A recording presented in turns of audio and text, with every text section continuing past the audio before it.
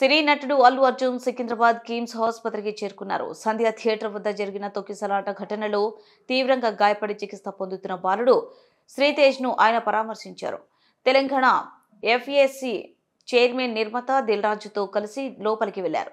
సుమారు 20 నిమిషాల పాటు ఆసుపత్రిలో ఉన్న అల్లు అర్జున్ వైద్యులతో మాట్లాడి శ్రీతేజ్ ఆరోగ్య పరిస్థితి, చికిత్స వివరాలను అడిగి తెలుసుకున్నారు. బాలుడి తండ్రి భాస్కర్తోనూ మాట్లాడారు. మరోవైపు ఆసుపత్రి వద్ద భారీగా బందోబస్తు ఏర్పాటు చేశారు. కేసు నమోదైన నేపథ్యంలో పరామర్శకు వెళ్లొద్దని లీగల్ టీం చెప్పడంతో శ్రీతేజ్ వద్దకు రాలేదని ఇటీవల అల్లు అర్జున్ నిర్వహించిన ప్రెస్ మీట్లో తెలిపారు.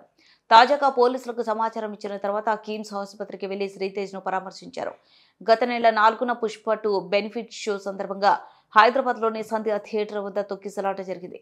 ఈ ఘటనలో దిల్సుఖ్ నగర్ కు చెందిన రేవతి చనిపోగా ఆమె కుమారుడు శ్రీతేజ్ తీవ్రంగా గాయపడ్డాడు. అనంతరం ఆ బాలుడిని కిమ్స్ కు తరలించి చికిత్స అందిస్తున్నారు. ఇప్పటికే రేవతి కుటుంబానికి అల్లు అర్జున్ తో పాటు చిత్ర నిర్మాణ సంస్థ మైత్రి మూవీ మేకర్స్ దర్శకుడు సుకుమార్ ఆర్థిక సాయం ప్రకటించారు. అల్లు అర్జున్ కోటి పుష్ప 2 నిర్మాతలు దర్శకుడు సుకుమార్ చెరో 50 లక్షల చెక్కులను ఇటీవల దిల్ రాజు ద్వారా ఆ కుటుంబానికి అందజేశారు.